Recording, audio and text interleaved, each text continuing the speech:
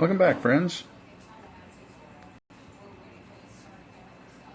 For some reason, last time I did this broadcast earlier today, the sound did not come in. So, Corby, welcome. Can you hear me this time? Type in a response for me. Let me know if things are working adequately here. Rob couldn't hear it and thought it must be because of the sun flare, obviously. Hey, Rob, I'm back at it. Thanks for joining. Can you hear me this time? Good. Both Corby and Rob say it's working. Yeah, hey, Larry, yes, working, great.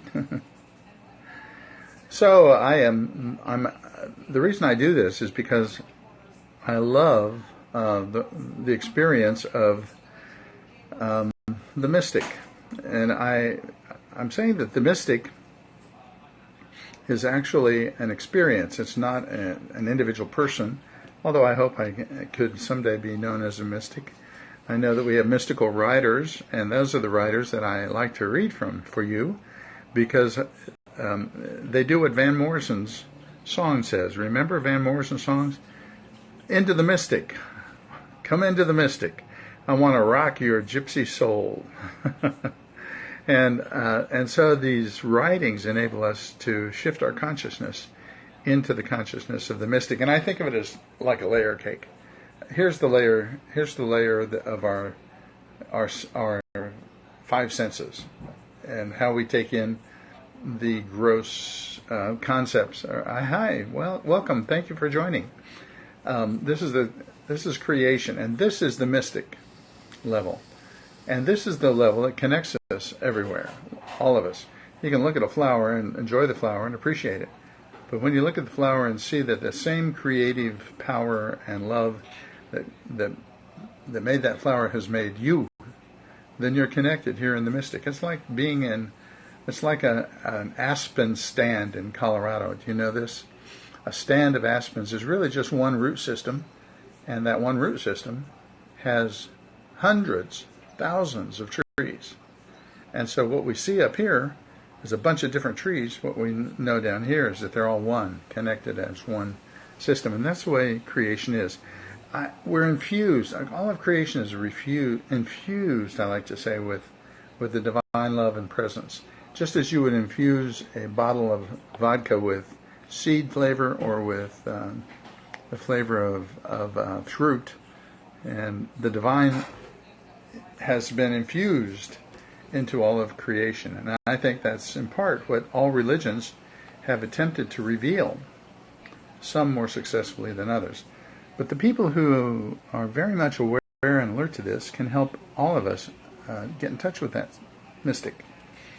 And so I've been reading from mystics here to invite you into the mystic as we experience this together. Today, it's a dark day. Today's a dark day. It's a dark day because there are fires up in the northwest of the United States. It's a dark day because devastation of Harvey is still there. And people are facing it every day there. And in Bangladesh, 1,200 people were killed by flooding. And in Sierra Leone, there have been millions who have been affected by horrible floods in West Africa. So, with Irma looming, it's a very, very dark day. Hi, Imar. And so, to address this dark day that we are facing, I'm choosing to read for you and for us all from the Master of the Darkness in the mystical tradition, who is John of the Cross, Saint John of the Cross, San Juan de la Cruz. He's from Spain and wrote about the same time as, hello, Amira, and wrote the same time as Saint Teresa. And so he is a mystic for the darkness, I think. And I'll make some comment. But as I read, type in some ways in which you respond and react to these words. Poems from St. John of the Cross. They can be like the sun, words. They can do for the heart what light can for a field. Words. They can do for the heart what light can for the fields. What do you think of that? What do you think of words like that? Here's another one. In the twilight of life, God will not judge us on our earthly possessions and human successes, but on how well we have loved. Well and good if all things change, O Lord God, provided I am rooted in you. See, on this level of science, of this level of our senses, everything is changing, and because it's all growing and taking new shape and metamorphizing. Under here in the mystic, it's that sense of oneness and constancy, and I think that we experience that when we enter into meditation.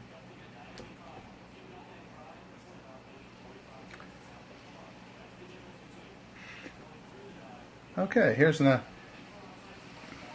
one.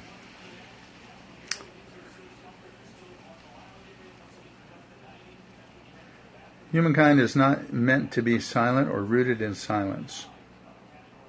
What does that mean? Corby, say some more about that. That's why word is so important.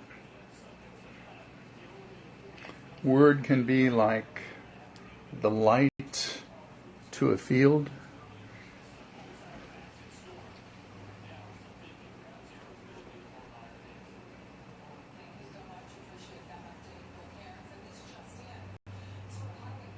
Is that what you're referring to?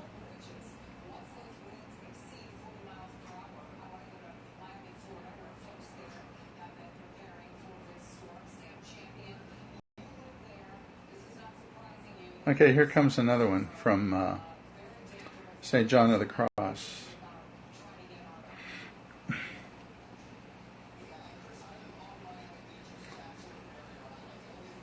Now that I am no longer desire, I have it all without desire. He says in another one, don't long for possessions. We grow in each other's light. That's true. We may grow in their light as well. Thanks for that. The idea of desire is really convoluted, because many of the mystics are saying desire is everything. And yet they're saying you must desire not to have desire. Well, how can you do that? If you desire not to have desire, you're desiring. If the highest desire is to have nothing, you're still having desire. And so it really doesn't make sense. But there's something about finding the kind of place that desire has in our lives. If I desire nothing, then I have everything, he's saying. If I desire nothing, then I get everything. Again, think about this level. We're not really talking about things we can talk about. You know that?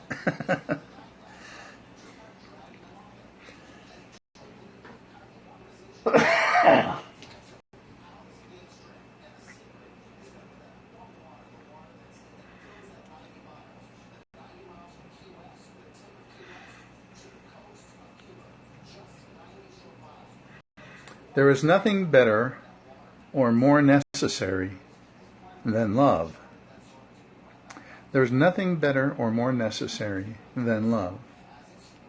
Have a great love for those who contradict and fail to love you, for in this way love is begotten in a heart that has no love. To each satisfaction in all, desire satisfaction in nothing. To come to possess all, desire the possession of nothing. To arrive at being all, desire to be nothing. To come to the knowledge of all, desire the knowledge of nothing. To come to enjoy it, as long as they are not material or adversely affect the space of others. Respect for one another. The boundaries, I like that. To come to enjoy what you have not, you must go by a way in which you enjoy not. To come to the possession you have not, you must go by a way in which you possess not. To come to what you are not, you must go by a way in which you are not. Here comes a lecture. There were two ways of practicing spirituality actually in all religions. One is called cataphatic. It's a Greek term, and it's the same word that's the basis for category. And I know you all know Aristotelian thought was when people created categories and said, this is what God is, for instance. God is all-knowing, God is all-thinking, God is ever-present, omnipresent, omnipotent. Those were categories or cataphatic knowledge of God. And the Western world, the Western mindset, which is very much oriented towards shaping and reshaping societies and refiguring the world in which we live, controlling everything but the storm. Cataphatic knowledge of God was really important, has always been important. These are the attributes of the divine. But the other practice is called apophatic. And apophatic means away from knowledge, or away from this kind of knowledge. And in order to move from this knowledge to this knowledge, this layer of the mystic, it requires that we surrender from this. I like the mind. I love the mind. I don't ever want to be suggested that I downplay the mind. The mind's so important.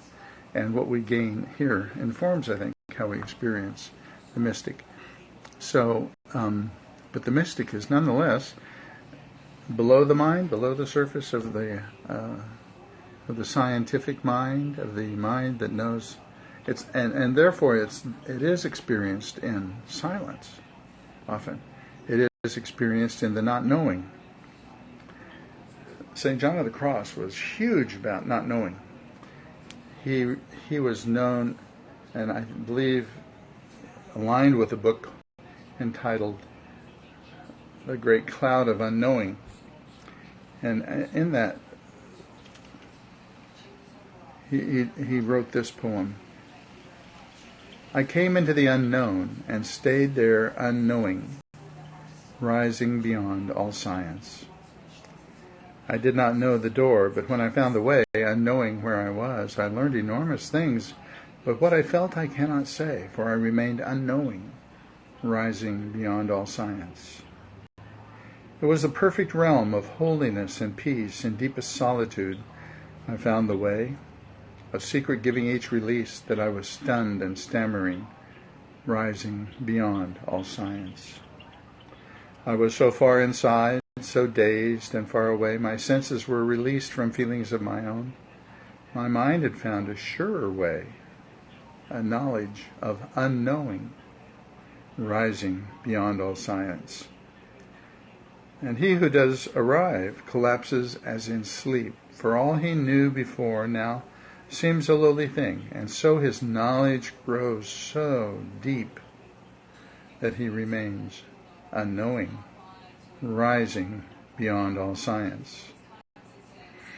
The higher he ascends, the darker is the wood. It is the shadowy cloud that clarified the night, and so the one who understood remains always unknowing, rising beyond all science. This knowledge is supreme, crossing a blazing height. Though formal reason tries, it crumbles in the dark. But one who would control the night by knowledge of a knowing will rise beyond all science. And if you wish to hear, the highest science leads to an ecstatic feeling of the most holy being. And from God's mercy comes the deed, to let us stay unknowing, rising beyond all science. I don't understand this day. I really don't. I don't understand the fires. I don't understand the hurricanes. I don't understand the flooding. I don't understand global climate change, global warming and climate change. I do not understand the purposefulness of these transitions and changes that we're going through. I really am not sure I understand my own life in that way either. But it's in the unknowing that I know. And just St. John of the Cross offers this cloud of unknowing, the mystic, into which we are invited to enter. The cloud of unknowing in which there is knowledge beyond science, beyond our sights, beyond our five senses. So I'm going to say that that's a reality, that when we come through all of this, this tragedy, that we're going to say there was something there that we discovered.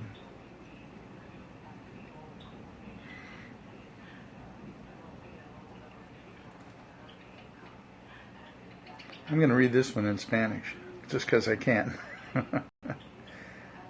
Mi amado, las montañas, los valles solitarios numerosos, las ínsulas extrañas, los ríos rosos, el silbo de los aves amorosos, la noche sosegada.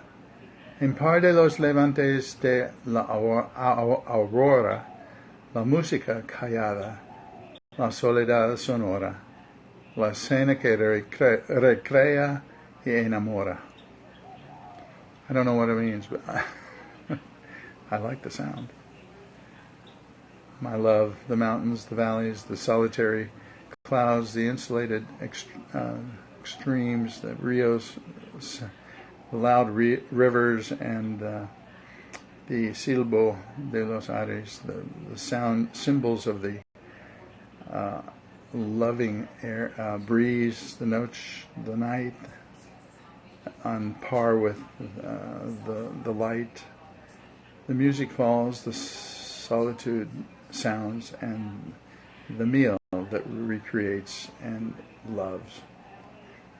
Something like that. Mystic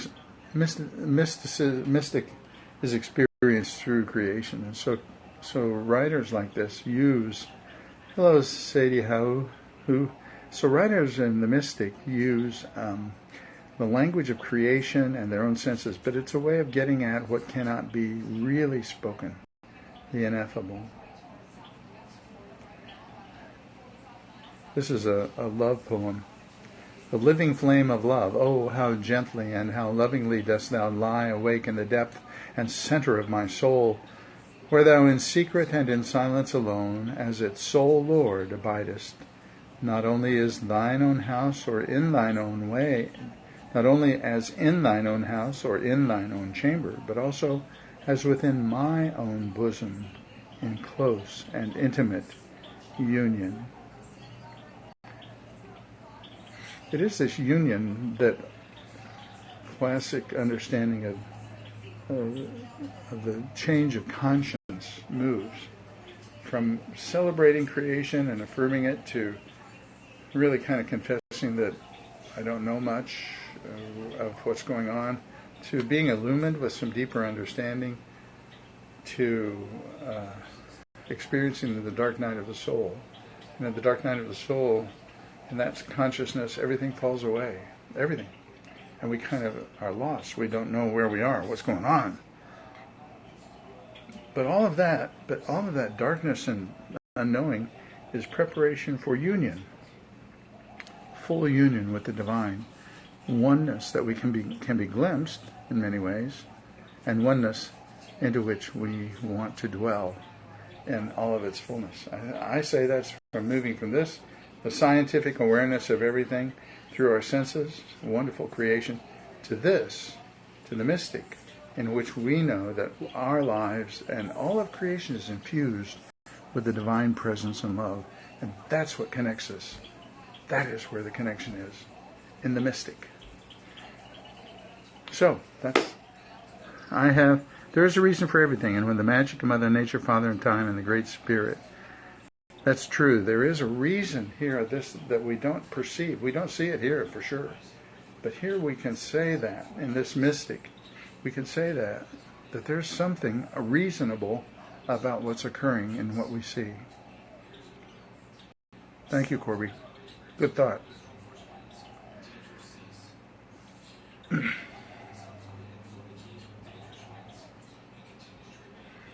Well, let's see.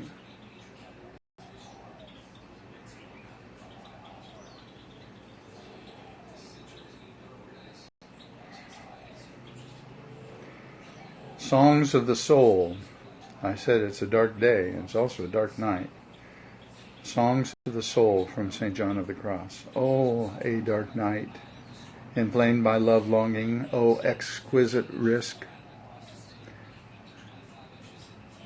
That's a good question. Oh, a dark night, inflamed by love longing, oh, exquisite risk. Undetected I slipped away, my house at last grown still. Secure in the darkness, I climbed the secret ladder in disguise. Oh, exquisite risk. Concealed by the darkness, my house at last grown still. That sweet night, a secret. Nobody saw me. I did not see a thing. No other light, no other guide than the one burning in my heart. This light led the way more clearly than the risen sun to where he was waiting for me. The one I knew so intimately in a place where no one could find us. O night that guided me, O night sweeter than sunrise, O night that joined lover with beloved, lover transformed in beloved. Upon my bosom blossoming breast, which I cultivated just for him, he drifted into sleep, and while I caressed him, a cedar breeze touched the air. Wind blew down from the tower, parting the locks of his hair with his gentle hand. He wounded my neck, and all my senses were suspended. I lost myself, forgot myself. I lay myself before my beloved's face. Everything fell away, and I left myself behind, abandoning my cares among the lilies, forgotten. Falling in love with God. I think you could use she there too if you're male. I could use she language. I lay myself against the beloved's face. Everything fell away, and I felt myself behind, abandoning my cares among the lilies, forgotten.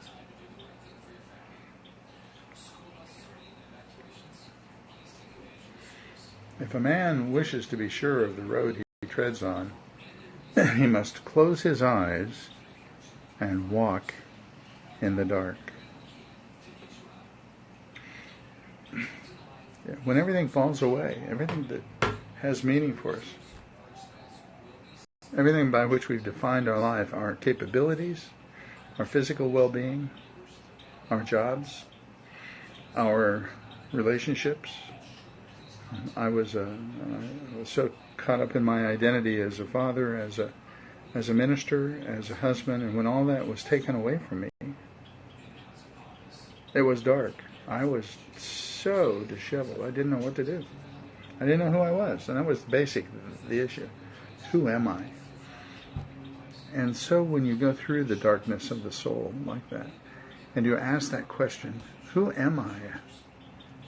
You discover that you are who you are. You are the divine child. You are the divine incarnate.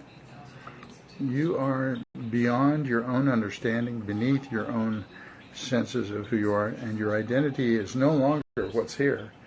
The identity is found in the mystic, in the connection and the relationship with everything and everyone, and certainly with the divine.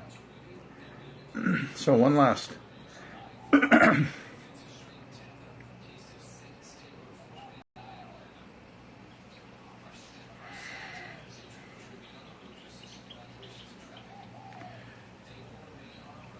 So, from San Juan de la Cruz.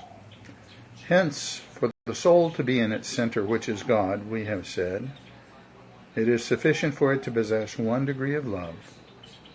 For by 1 degree alone it is united with Him through grace. Should it have 2 degrees, it becomes united and concentrated in God in another, deeper center.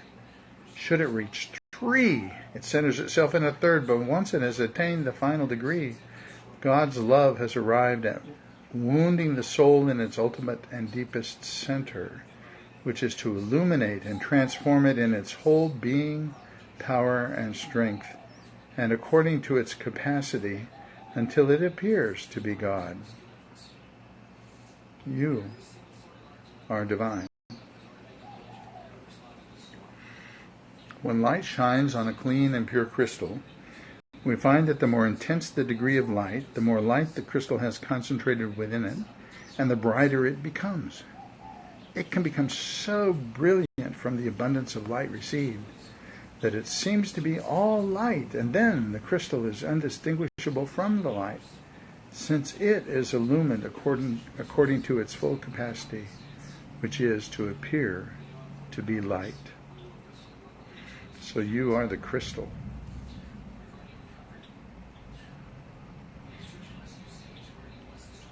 Thank you so much for coming back, everybody, and for enjoying this. I hope you experienced the mystic where you are.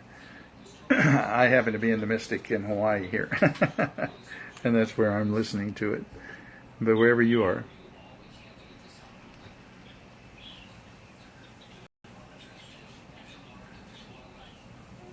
wherever you are, enjoy the fullness of the mystic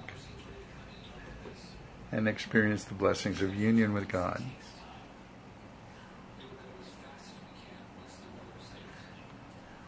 You're welcome, Corey. I'm sorry, Corby. You're welcome. You're welcome. Leawood, Kansas, my home. Talk to you later, all of you.